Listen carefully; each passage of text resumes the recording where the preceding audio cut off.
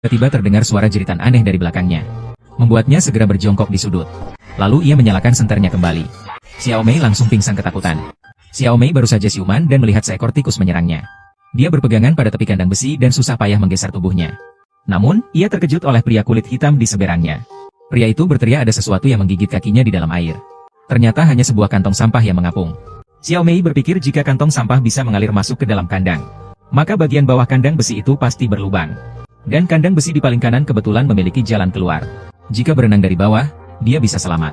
Setelah berpikir sejenak, dia menarik napas dalam-dalam dan menyelam ke dalam air. Tepat pada saat itu, monster itu juga masuk. Dengan wajah ketakutan, sang kakak segera bersandar di kandang dan berpura-pura tidur. Namun, monster itu mengambil garpu besi dan langsung menusuk bahunya.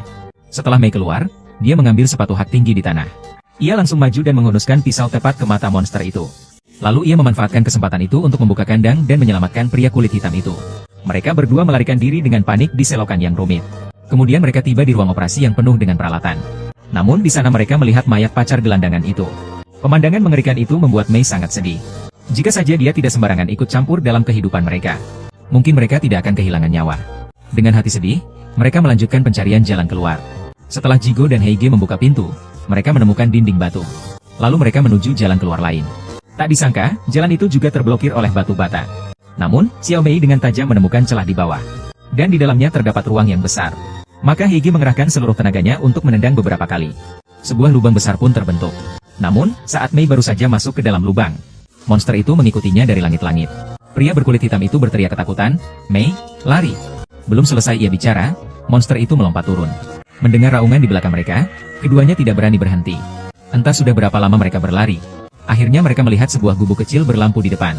Setelah masuk, mereka terkejut menemukan anjing gelandangan itu terkurung di dalam kandang. Jelas tempat ini juga telah diserang monster. Kemudian Xiao Mei mengeluarkan anjing itu dan meletakkannya di tanah. Begitu anjing itu berlari tak jauh, terdengarlah jeritan. Suasana mencekam membuat pria kulit hitam itu langsung mengamuk. Ia berteriak-teriak dan memukuli semua yang ada di ruangan itu. Hingga ia kehabisan tenaga dan akhirnya berhenti. Namun, begitu ia menunduk, monster itu tiba-tiba muncul di belakangnya, lalu menggigit lehernya. Melihat itu, Mei segera melarikan diri.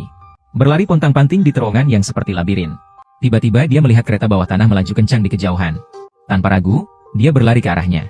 Tepat saat dia hampir mendekat, dia dipukul hingga jatuh ke tanah oleh monster yang tiba-tiba muncul. Xiao Mei memanfaatkan kesempatan itu untuk meraih kait besi di tanah, dan langsung menusukkannya ke kepala monster itu. Akhirnya, ia tertatih-tatih sampai ke peron.